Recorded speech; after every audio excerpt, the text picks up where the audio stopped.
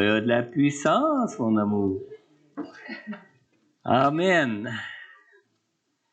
On va prendre la Sainte Seine à la fin du message ce matin. Mais je pense que je vais vous inviter à penser à la Sainte Seine tout au long de ce message. Amen. Oh, tu fais l'école du dimanche tout de suite, on va aller te chercher. Si tu tardes, on va t'attendre. Amen. C'est comme pour le Seigneur, hein? On attend le retour du Seigneur, mais s'il tarde, on sait l'attendre. On l'attend. Amen. Amen. Je vais vous inviter à tourner avec moi ce matin dans 1 Jean chapitre 1.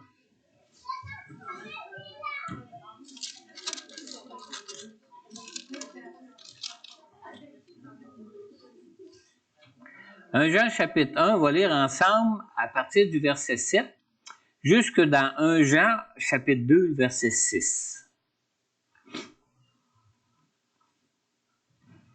Alors nous lisons ici dans 1 Jean chapitre 1, à partir du verset 7. Mais si nous marchons dans la lumière, tout comme Dieu lui-même est dans la lumière, nous sommes en communion les uns avec les autres, et le sang de Christ, son Fils, nous purifie de tout péché. Si nous disons que nous n'avons pas de péché, nous nous trompons nous-mêmes et la vérité n'est pas en nous. Si nous reconnaissons nos péchés, il est fidèle et juste pour nous les pardonner et pour nous purifier de tout mal. Si nous disons que nous n'avons pas péché, nous faisons de Dieu un menteur et sa parole n'est pas en nous. Mes petits enfants, je vous écris cela afin que vous ne péchiez pas. Mais si quelqu'un a péché, nous avons un défenseur auprès du Père, Jésus-Christ le juste. Il est lui-même la victime expiatoire pour nos péchés, et non seulement pour les nôtres, mais aussi pour ceux du monde entier. Si nous gardons les commandements de Christ, nous savons par là que nous l'avons connu. Celui qui prétend l'avoir connu alors qu'il ne garde pas ses commandements est un menteur, et la vérité n'est pas en lui. Mais l'amour de Dieu est vraiment parfait en celui qui garde sa parole. C'est à cela que nous reconnaissons que nous sommes en lui. Celui qui affirme demeurer en Christ doit aussi vivre comme il a lui-même vécu.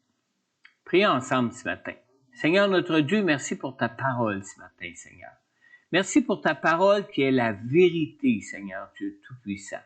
Merci pour ton Fils Jésus, qui lui-même vient pour nous purifier de tout péché afin que nous puissions marcher en ta présence, dans ta lumière, Seigneur Jésus. Seigneur Dieu Tout-Puissant, merci aussi pour ton Saint-Esprit, Seigneur. Et Seigneur, je te prie particulièrement ce matin, Seigneur Dieu, pour que ton Saint-Esprit, Seigneur Dieu, puisse enseigner nos cœurs ce matin, Seigneur. Que ton Saint-Esprit puisse enseigner chacun de nous, chacun de ceux qui vont entendre ce message de ta parole ce matin, Seigneur, afin que nous puissions ainsi, Seigneur Dieu, ne pas pécher et marcher dans ta lumière, Seigneur.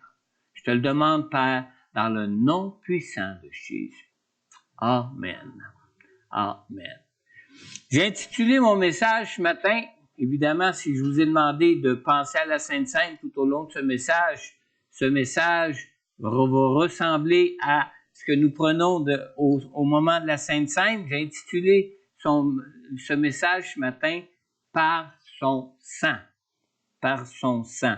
On vient de lire dans 1 Jean chapitre 1, dans le verset 7. On vient de lire « Mais si nous marchons dans la lumière, tout comme Dieu lui-même est dans la lumière, le sang de Jésus-Christ, son Fils, nous purifie de tout péché. » Alors, vous savez, Dieu nous a appelés des ténèbres à sa lumière.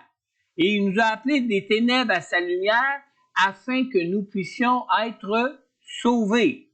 Sauvés de quoi? sauvés du péché.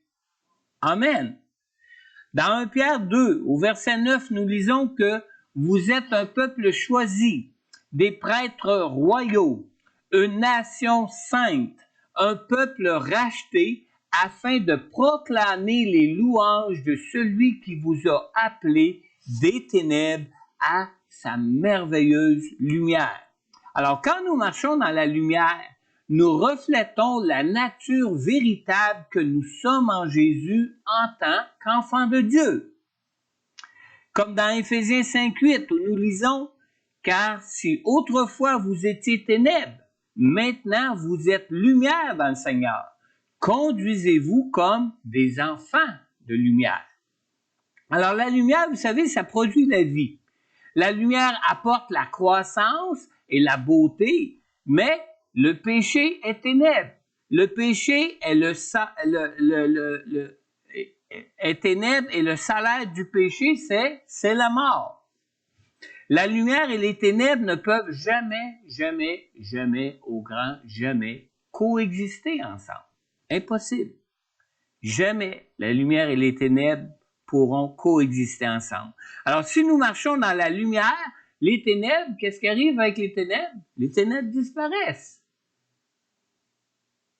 Entrez dans votre maison le soir au moment de la nuit, c'est noir, il fait noir, allumez la lumière, ah, regardons ça, c'est la lumière, plus de ténèbres, plus de noirceur.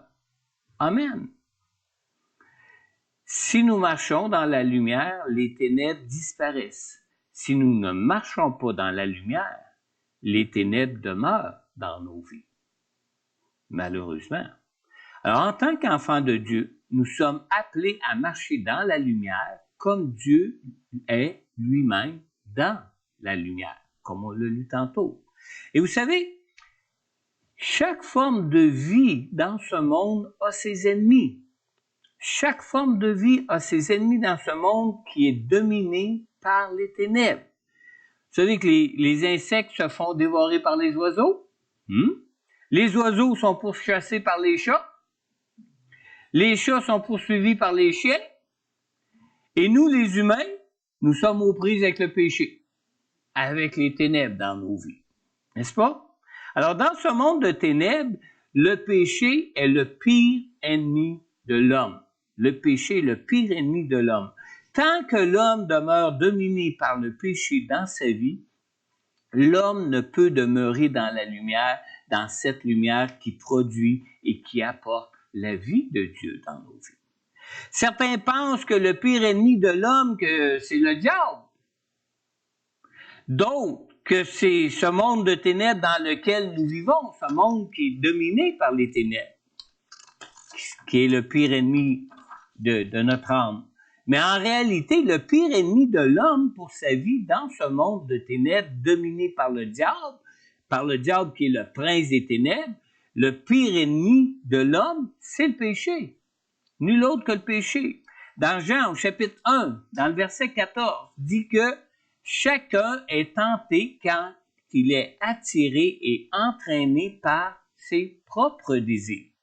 Alors le péché est notre pire ennemi dans ce monde, parce que nous vivons tous nos vies dans une nature de pécheurs en tant que tel, dans un corps dont les désirs se portent naturellement vers le péché. Ce n'est pas le diable qui est le pire ennemi de nos vies, mais nous-mêmes. On lit une prophétie dans Isaïe 65:20, une prophétie qui parle du millénium, qui dit que durant le millénium, il n'y aura plus de nouveau-nés qui vivent quelques jours seulement, ni de vieillard qui meurt avant d'avoir terminé tout son parcours. Celui qui mourra à 100 ans sera considéré comme jeune, et celui qui n'atteindra pas 100 ans sera considéré comme maudit. Alors, vous savez, dans ce même passage où ce qu'on vient de lire sur Ésaïe 65:20, nous lisons aussi dans le verset 25. Dans Ésaïe 65, verset 25, toujours en ce qui concerne le millénium, durant le millénium, on lit aussi que le loup et l'agneau brouteront ensemble. Le lion, comme le bœuf, mangera de la paille, et le serpent aura la poussière pour nourriture. On ne commettra ni mal, ni destruction sur toute ma montagne sainte, dit l'Éternel. Alors, ça veut dire que les insectes ne seront plus dévorés par les oiseaux durant le millénium. Les oiseaux ne seront plus pourchassés par les chats ne seront plus poursuivis par les chiens, et même le loup et l'agneau vont brouter ensemble. Le lion va manger de la paille comme le bœuf. On sait aussi que, selon la parole de Dieu, lorsque le millénium sera instauré sur terre par Jésus, les ténèbres de ce monde disparaîtront et Satan sera enchaîné pendant les 1000 ans du millénium. Satan ne sera plus là. Il va être enchaîné pendant ce temps du millénium. Mais ce qui est étonnant, c'est que selon le verset 20 d'Ésaïe 65, il va y avoir encore des hommes qui pécheront et qui n'atteindront pas 100 ans. Il y aura des hommes qui seront considérés comme maudits. Alors, c'est qui le pire ennemi de l'homme? Satan? Non, c'est notre nature de pécheur. C'est notre propre nature, c'est nous-mêmes qui sommes le pire ennemi de nous-mêmes. Il est donc clair que le plus grand ennemi de nos vies est le corps de nature de pécheresse avec tous ses désirs dans lequel nous vivons. Seul le fait de marcher dans la lumière en relation avec Jésus peut nous garder libres, peut nous garder purs de tout péché dans nos vies. Seul le fait de marcher dans la lumière avec Jésus. Dans 1 Jean 1,7, 1 Jean 1, verset 7 nous dit, comme nous l'avons lu tantôt, « Mais si nous marchons dans la lumière, tout comme Dieu lui-même est dans la lumière, le sang de Jésus-Christ, son Fils, nous purifie de tout péché. » Alors, marcher dans la lumière ne signifie pas que nous ne pouvons plus jamais pécher ou que nous ne péchons plus jamais. Absolument pas. Mais marcher dans la lumière signifie de reconnaître humblement que nous avons péché pour être aussitôt purifiés de nos péchés lorsque c'est le cas. Dans 1 Jean chapitre 1, dans le verset 9 que nous avons lu aussi au début, ça nous dit « Si nous reconnaissons nos péchés, il est fidèle et juste pour nous les pardonner et pour nous purifier de tout péché. » On a dit tantôt que le salaire du péché, c'était la mort. Mais si on est purifié de nos péchés, on passe par-dessus la mort. Amen. Le Seigneur Jésus est lui-même venu, dans son amour pour nous, briser l'emprise du péché dans nos vies. Et comment est-ce que Jésus est venu briser l'emprise du péché dans nos vies? Est-ce que quelqu'un en a une petite idée? C'est une pogne que je vous tends là, parce que c'est marqué dans la parole de Dieu. Jésus est venu briser l'emprise du péché dans nos vies en crucifiant la chair à la croix. Dans Romains 6,6, nous lisons « Nous savons que notre vieil homme a été crucifié avec lui afin que le corps du péché soit réduit à l'impuissance et qu'ainsi nous ne soyons plus esclaves du péché. » Amen. Alors, il nous faut bien comprendre ce que péché signifie maintenant. Le péché est avant tout une rébellion contre Dieu. Une rébellion contre Dieu. Le péché n'est pas seulement de se livrer à des actions coupables de mal, mais péché, c'est surtout une rébellion contre les principes de vie de Dieu qui se manifestent par les désirs intérieurs qui viennent de notre nature humaine. Alors, c'est pour cela que lorsque nous parlons des désirs de notre chair, nous parlons de convoitise. Et le Seigneur nous appelle dans notre foi en Jésus, comme lui a été crucifié à la croix pour vaincre le péché dans la chair, nous sommes appelés à mourir à nous-mêmes, mourir à notre chair pour pouvoir ainsi être libre du péché. Amen. La vie de Jésus nous démontre même que ni Satan, ni le monde ne peuvent arriver à nous faire pécher si nous mourons à notre chair. Le vrai grand combat de Jésus, vous savez, contre le péché n'a pas été de dire non à Satan ou non aux suggestions du monde, mais le plus grand combat de Jésus contre le péché a été de dire non aux faiblesses de sa chair, de sa nature d'homme même. Dans Luc au chapitre 22, dans le verset 42, face à la croix, dans le jardin de Gethsémani, Jésus a prié en disant, « Père, si tu voulais éloigner de moi cette coupe, toutefois que ce ne soit pas ma volonté qui se fasse, mais la tienne. » Quand il dit, « Père, si tu voulais éloigner de moi cette coupe », Jésus parle de quoi? Parle de sa crucifixion à la croix, parle de sa mort à sa chair qui doit vivre pour qu'on puisse nous-mêmes arriver à vaincre le péché dans notre chair. Alors, vous allez peut-être me dire, mais pourquoi, pasteur, dis-tu que d'accepter la croix a été pour Jésus un plus grand combat que les tentations de Satan? Bonne question, hein? Je suis content que vous me la posez. On va regarder ça ensemble. Très bonne question. Le plus grand combat de Jésus pour ne pas se rebeller contre la volonté de Dieu pour sa vie dans ce monde a été d'accepter la croix parce que c'est seulement à l'occasion de cette tentation-là que Dieu a dû lui envoyer un ange pour le fortifier. C'est juste à ce moment-là.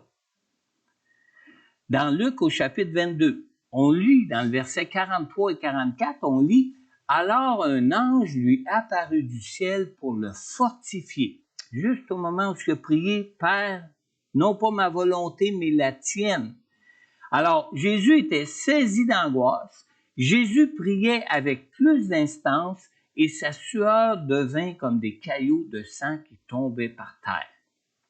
Et un ange est venu le fortifier. Alors, on voit comment c'est un combat pour nous de mourir à nous-mêmes dans notre chair qui, elle, veut pas mourir. Hein? Puis notre chair, ben, c'est nous-mêmes, ça fait partie de nous-mêmes, ça fait partie de notre propre personne. Dieu nous a créés corps, âme et esprit. Alors, il y a tout un combat qui se fait là. Jamais on ne voit Jésus face aux assauts de Satan pour le tenter de le détourner de la volonté de Dieu pour sa vie. Jamais on voit Jésus avoir besoin de l'intervention d'un ange pour résister à Satan.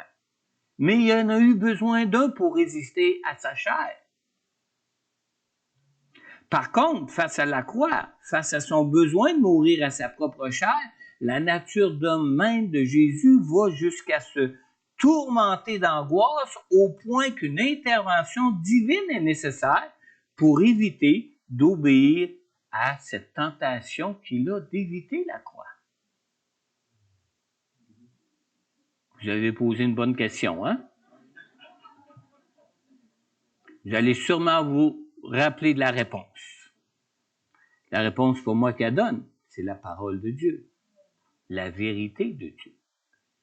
Alors, nous sommes tous dans cette nature humaine dans laquelle nous vivons, de nature rebelle à Dieu pour nos vies.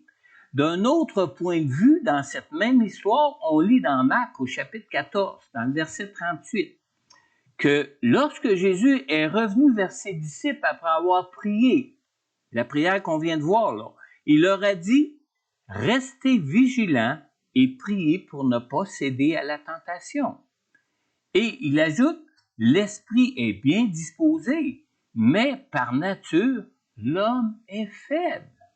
Amen.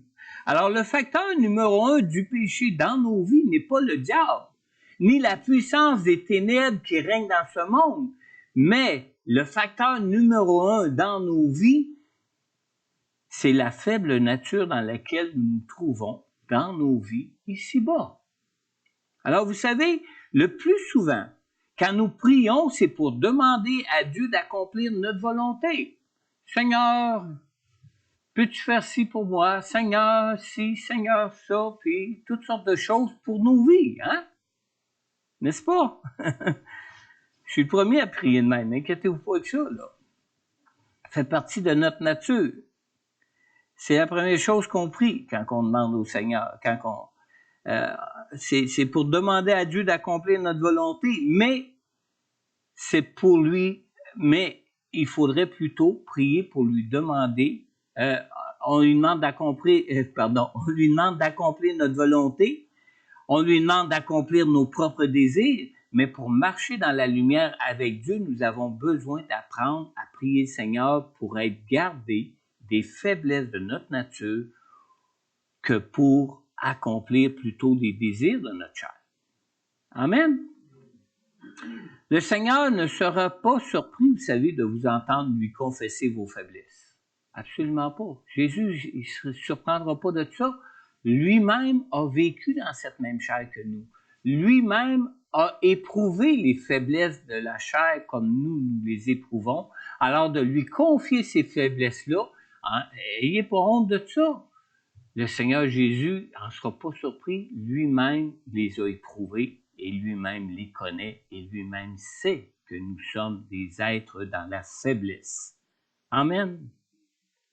John Ogilvie, dans son commentaire sur les épîtres de Jean, qui s'intitule « Quand Dieu pensa à vous », John Ogilvie dit ceci.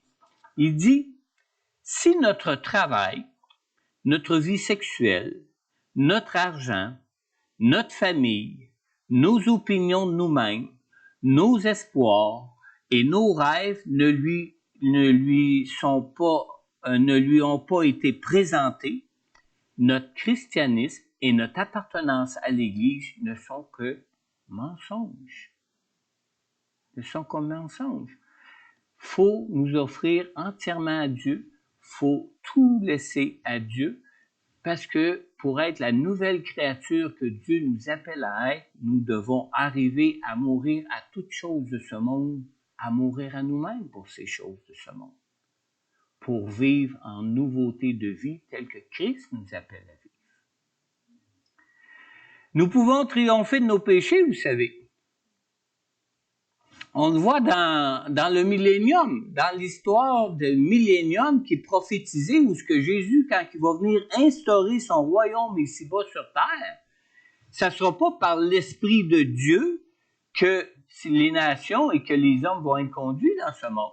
Ça va être par une verge de fer, où ils vont suivre par eux-mêmes, par obéissance à Dieu, les lois de Dieu dans leur vie. Et non pas en cause d'une transformation de cœur, mais par pure obéissance. Alors, on voit que les hommes, ceux qui vont mourir à 100 ans, ceux qui vont mourir, comment ça disait dans la prophétie? Ceux qui on va dire ceux qui vont mourir à 100 ans vont être morts jeunes. Hein? Aujourd'hui, on dit, quand quelqu'un vit 70 ans, il dit, hey, il a vécu vieux, hein? Non, il va vivre jeune. Pourquoi? Parce qu'il va arriver à suivre les lois de Dieu, à ne pas suivre sa propre chair. Il va obéir à la loi de Dieu. Il va être conduit par une verge de fer, mais il va pouvoir vaincre le péché dans sa vie pour vivre aussi vieux. Alors, nous pouvons triompher de nos péchés. Dans 1 Jean, chapitre 2, au verset 1, et non seulement nous le pouvons, mais Dieu nous donne la grâce de pouvoir le faire aussi à cause de Jésus-Christ par son Esprit qu'il nous a donné pour vivre avec nous et en nous. Dans 1 Jean, chapitre 2, au verset 1, on lit « Mes petits-enfants, je vous écris cela afin que vous ne péchiez pas. Mais si quelqu'un a péché, nous avons un défenseur auprès du Père, Jésus-Christ, le juste. » Moi, je suis assez béni quand je lis ce verset-là. Savez-vous pourquoi? Mon fils a toujours rêvé d'être un joueur de hockey. Il a essayé d'être un joueur de hockey, puis il n'a pas réussi. Nous, on peut rêver de ne plus pécher dans nos vies. Mais même si on ne réussit pas, c'est pas grave. C'est pas grave, pourquoi? Parce que nous avons un défenseur auprès du Père, Jésus-Christ le juste, qui, lui, À chaque fois qu'on peut tomber encore dans nos vies, on lui confesse nos péchés et il est juste et bon, fidèle pour nous les pardonner et nous purifier de tout péché. Amen. C'est la grâce de Dieu pour nous, ça, dans nos vies présentement. Alors, si nous ne serions pas capables de ne pas pécher, la parole de Dieu ne nous demanderait pas de ne pas pécher. Mais on est capable de ne pas pécher. Jusqu'à un certain point, mais si on tombe, c'est pas plus grave que ça. Le secret de la victoire sur le péché se trouve dans l'expression de marcher dans la lumière, qu'on a lu dans 1 Jean 1,7. Alors, comme on le dit tantôt, lorsque nous marchons dans la lumière, les ténèbres s'enfuient loin de nous. Amen. Marcher dans la lumière signifie de manière pratique d'être transparent, honnête et sincère en ce qui regarde nos vies face à Dieu. C'est ça, marcher dans la lumière. Marcher en face de Dieu, marcher dans la pleine lumière de Dieu pour nous. En français, vous savez, le mot sincère vient de deux mots latins. Premièrement, le mot sine et le mot sera. Alors, qui veulent dire ensemble sans cire, sans cire. Et cette cire, vous savez, du temps des Romains, certains sculpteurs cachaient les erreurs avec de la cire. Alors, cette cire était invisible, sauf si la pièce sculptée était exposée au soleil méditerranéen. Alors, seuls les sculpteurs honnêtes certifiaient leur œuvre et étiquetaient leur œuvre sine cera, sans cire, inquiétez-vous pas, même si ça paraît en pleine lumière, on ne trouvera pas de traces de cire. Amen. C'est la même chose pour nous, pour le péché. Il s'agit pour nous, ça signifie pratiquement d'être transparent devant Dieu, d'être honnête devant Dieu, d'être sincère envers Dieu en ce qui regarde nos vies pour pouvoir reconnaître nos péchés et nous tenir dans la lumière et que Jésus nous purifie de tous nos péchés pour nous garder dans cette relation avec Dieu dans nos vies. Amen. En marchant dans la lumière, il n'y a rien de nos cœurs qui peut être caché devant Dieu.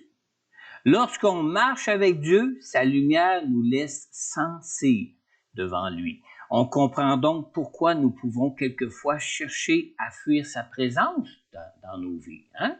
Des fois, moi, je vois des gens venir à l'église, à coup, whoop, on les perd de vue un bon bout de temps. Pourquoi? À un moment donné, ils reviennent, puis tu les vois assis dans le siège, puis donc, ils essuient des larmes de leurs yeux. Facile à deviner. Ils se sont éloignés du Seigneur pour un temps. Ils n'osaient même plus s'approcher de Dieu, mais à un moment donné, ils prennent l'audace et le courage de dire, on va demander à Dieu de me pardonner, puis ils reviennent. Mais ça devrait être toujours de se garder dans la lumière. Jésus est fidèle.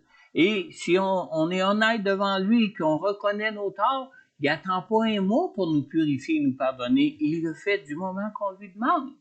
Du moment qu'on va être restauré dans cette communion, dans cette relation avec Dieu, dans sa lumière, pour nos vies. Amen. Marcher dans la lumière implique de l'honnêteté, de l'obéissance et de l'amour. Vous savez qu'un esclave obéit parce qu'il est obligé, un employé obéit parce que son travail est son gagne-pain, mais le chrétien obéit parce qu'il choisit de le faire. Ça doit être un choix pour nous de vouloir marcher dans la lumière avec Dieu pour nos vies. Comme chrétiens, nous suivons le même processus avec le Seigneur qu'un enfant qui apprend à obéir. Vous savez qu'au départ, l'enfant obéit par obligation, sous peine de fesser. Hein? On a déjà été des enfants, ou on a eu des enfants, on connaît ça. En grandissant, l'enfant découvre que l'obéissance vaut plus de joie et de bonheur dans sa vie que la désobéissance. Et puis, l'enfant, une fois mature, se met à obéir par amour avec un cœur reconnaissant et sincère. Pourquoi? Parce qu'il a expérimenté la vie jusqu'à ce moment-là. C'est la même chose pour nous. De même pour Dieu. Ce n'est pas par caprice que le Seigneur recherche notre obéissance, mais parce qu'il sait il sait ce qui est le mieux, ce qui est bien pour nous dans nos vies. Dans 1 Samuel, au chapitre 15, on lit dans le verset 22, le prophète Samuel a dit au roi Saül, « L'Éternel trouve-t-il autant de plaisir dans les holocaustes et les sacrifices que dans l'obéissance à sa voix? Non, l'obéissance vaut mieux que les sacrifices et l'écoute attentive vaut mieux que la graisse des béliers. » C'est pas par caprice, vous savez, que Dieu veut qu'on obéisse à sa voix. C'est pour nous voir heureux, bénis, comblés, et c'est pour nous éviter les souffrances et la mort. Amen. Dieu ne veut pas nous condamner pour nos péchés, mais Dieu veut plutôt nous purifier de nos péchés. Dans 1 Jean, chapitre 2, on a lu dans le premier verset et dans le deuxième verset, la deuxième partie du premier verset et du deuxième verset, « Mais si quelqu'un a péché, nous avons un défenseur auprès du Père, Jésus-Christ le juste. Il est lui-même la victime expiatoire pour nos péchés, et non seulement pour les nôtres, mais aussi pour ceux du monde entier. » Alors, Jésus est pour nous un avocat pour notre défense.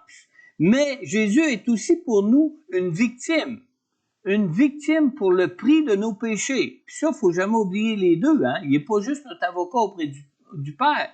Il est aussi une victime pour le prix de nos péchés. Dans son amour pour nous, Dieu ne nous abandonne pas à nos faiblesses. Il nous a donné son Fils comme victime pour nos péchés. Il nous a donné son Fils comme intercesseur pour nous auprès du Père, comme un avocat pour nous défendre devant la sainte, très sainte justice de Dieu dans le ciel, du fait que nous sommes des êtres dans la faiblesse, et il connaît ce que c'est que d'être des êtres dans la faiblesse comme nous sommes. Amen. Alors, sa volonté pour nous est que nous soyons délivrés du péché et de ses conséquences. Dieu ne peut pas fermer les yeux sur le péché. Ce serait une injustice qu'un péché soit pardonné sans qu'il y ait aucune réparation, aucune donnée pour ce péché. Alors, comme dans une cour de justice, même si un juge peut comprendre que vous avez pu transgresser la loi, il doit tout de même imposer l'amende nécessaire en compensation du mal causé. Amen. C'est dans ce sens-là que Jésus est notre victime pour notre pardon et notre victime pour le prix de nos péchés.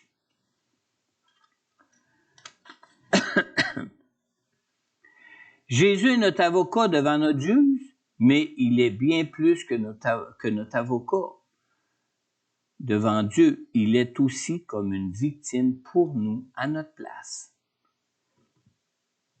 Avez-vous déjà vu un avocat défendre votre cause devant un juge et en plus de payer lui-même le prix pour la réparation de votre erreur? Hein? Vous n'avez jamais vu ça, hein? Même qu'on trouve qu'il coûte cher des fois pour se faire défendre, hein? Beaucoup même prennent même plus d'avocats à cause de ça. Mais Jésus, lui, non seulement il se fait gratuitement notre avocat dans son amour pour nous, dans sa grâce pour nous défendre, intercéder pour nous auprès du Père, mais en plus, il a lui-même payé le prix de notre caution, le prix de notre libération, des conséquences de nos péchés dans nos vies. Amen.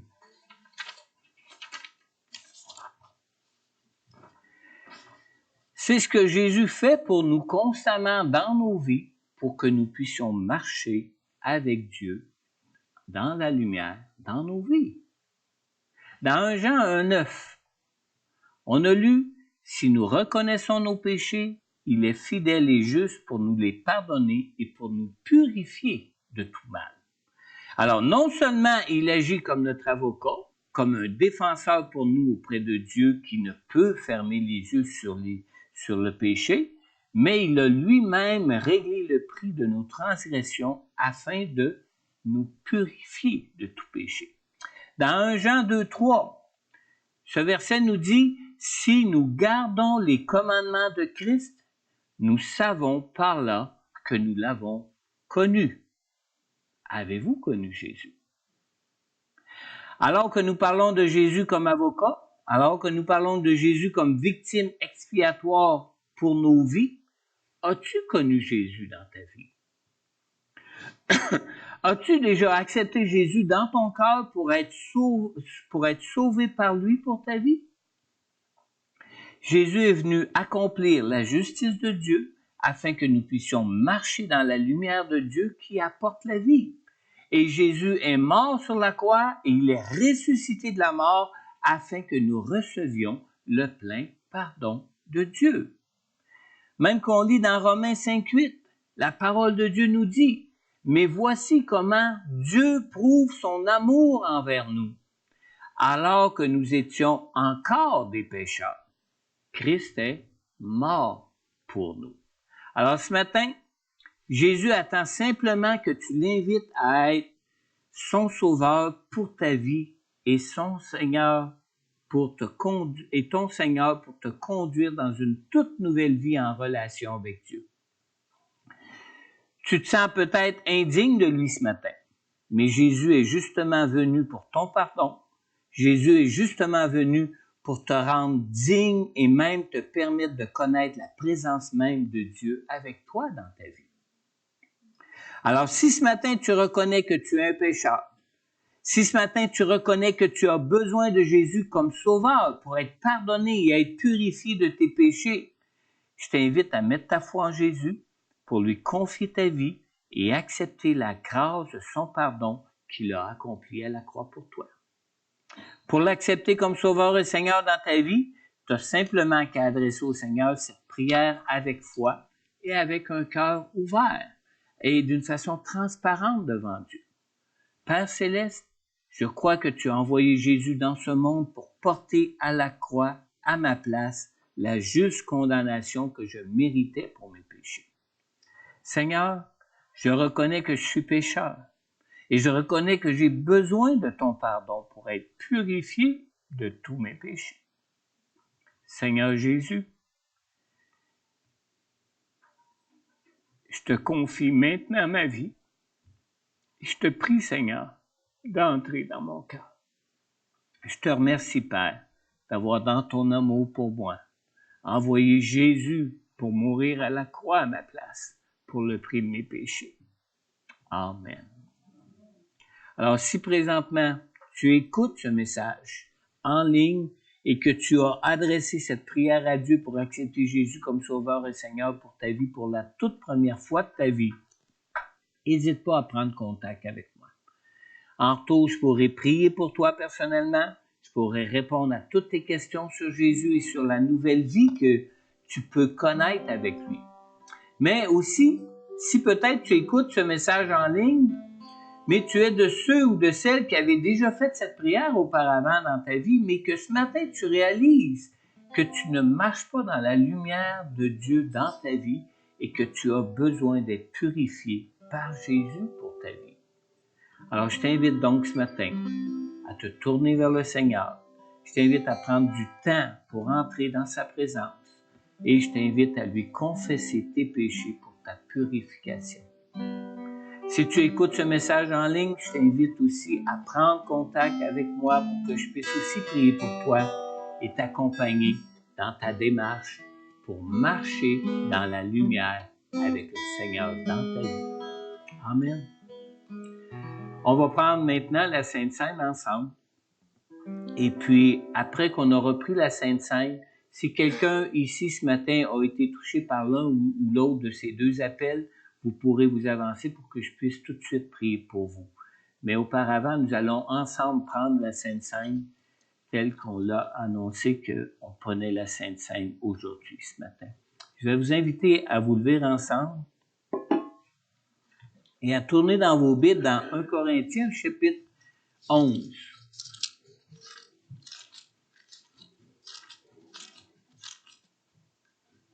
On va lire ensemble à partir du verset 23 jusqu'au verset 32 ou 33. 32. On lit ici.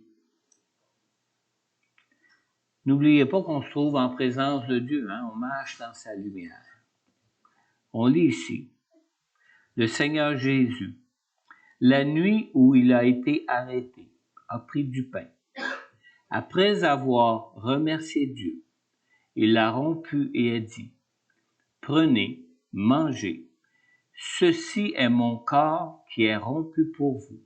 Faites ceci en souvenir de moi. » De même, après le repas, il a pris la coupe et a dit, « Cette coupe est la nouvelle alliance en mon sang.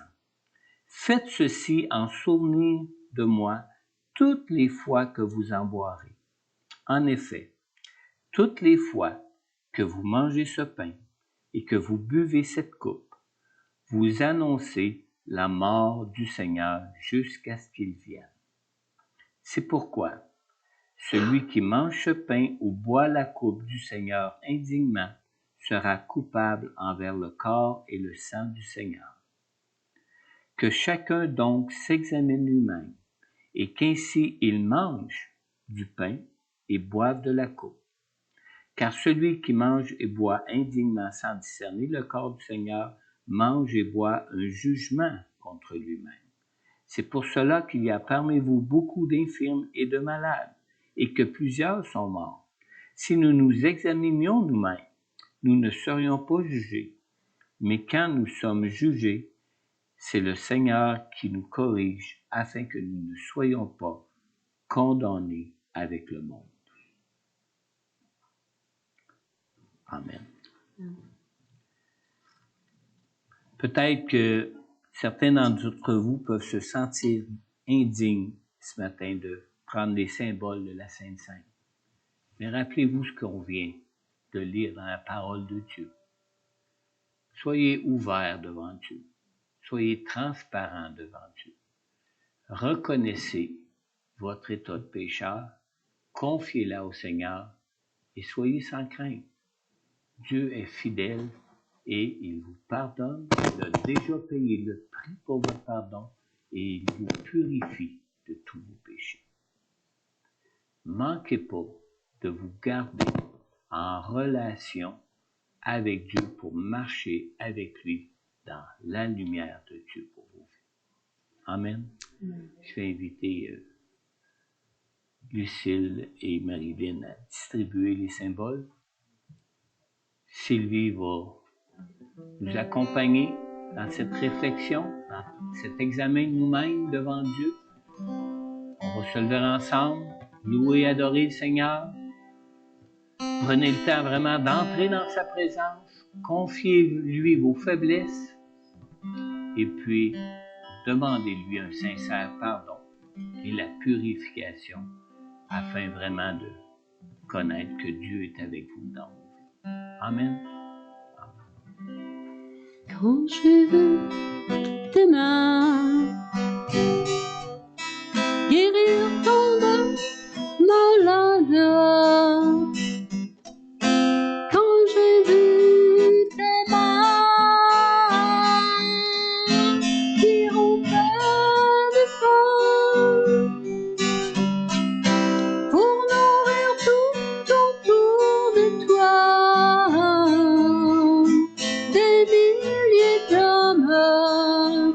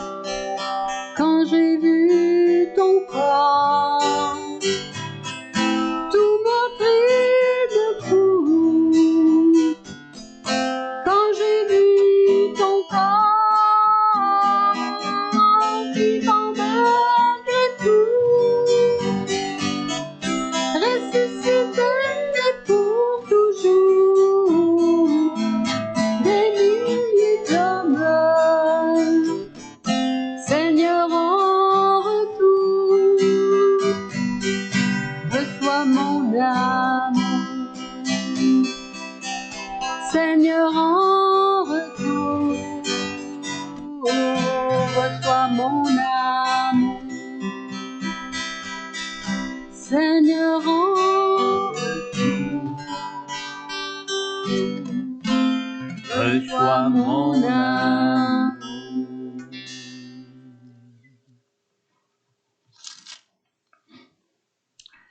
Le Seigneur Jésus, la nuit où il a été arrêté, a pris du pain.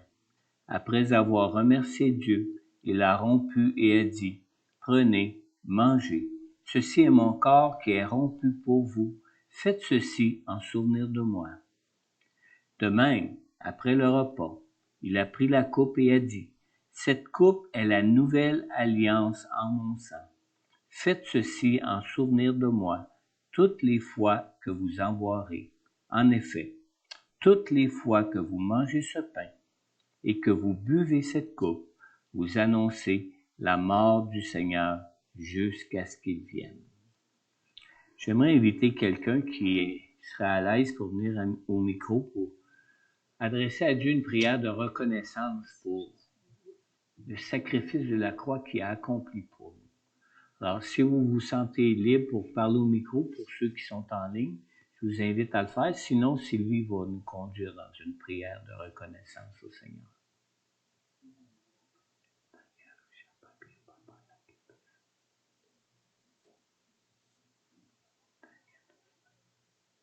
Sylvie, si tu peux. Alléluia. Alléluia. Oui, Seigneur, comment te dire merci, Seigneur Dieu, pour tout ce que tu fais, Seigneur Dieu, ton corps percé, ton corps meurtri, Seigneur. Merci pour ton sang versé, mais qui nous lave de tout péché. Merci, Seigneur, de ta grande fidélité. Merci, Seigneur, d'avoir accepté de donner ta vie pour qu'on puisse être sauvé.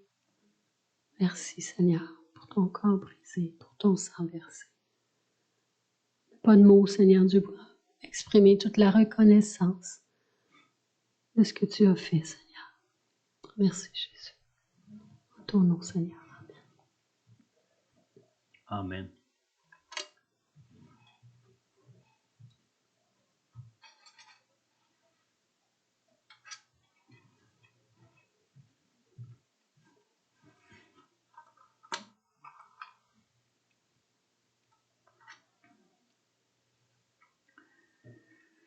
Mangeons le pain qui représente la mort à lui-même de Jésus pour vaincre la puissance du péché dans nos chairs.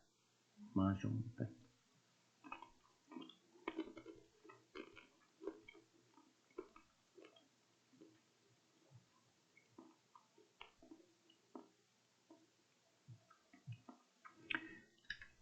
La coupe maintenant. La coupe qui représente sa vie parfaite, sans péché, sans tache, qu'il a offert comme prix en sacrifice à Dieu pour notre rachat, pour le prix des conséquences de nos péchés dans nos vies pour que nous en soyons pardonnés et délivrés. Buvons ensemble la coupe.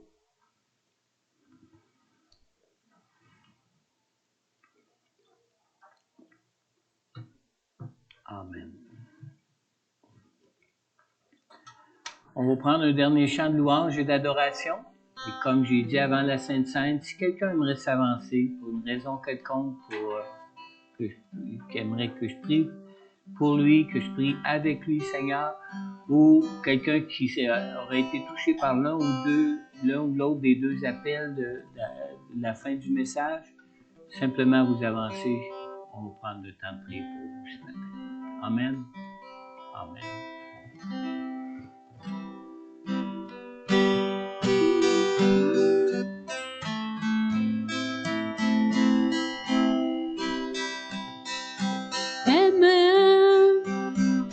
Jusqu'à tout donner.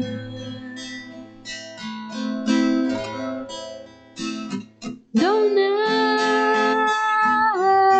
jusqu'à mourir.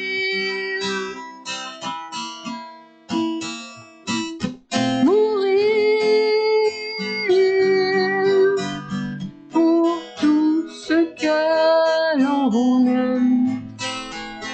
Voilà ce que Jésus a fait pour toi.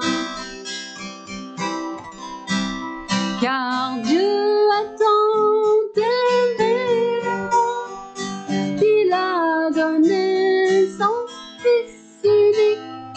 afin que quiconque croit en lui soit sauvé. Car Dieu a tant aimé le monde qu'il a donné son Fils unique, afin qu'il ait la vie éternelle. Et même jusqu'à tout donner,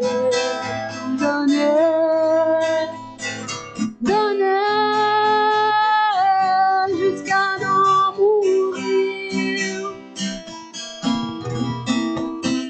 mourir, pour tout ce que l'on aime. Voilà ce que Jésus a fait pour toi. Car Dieu a tant aimé le monde qu'il a donné son Fils unique, afin que quiconque croit en lui soit sauvé. Car Dieu a tant aimé le monde qu'il a donné son Fils unique, afin qu'il ait la vie éternelle.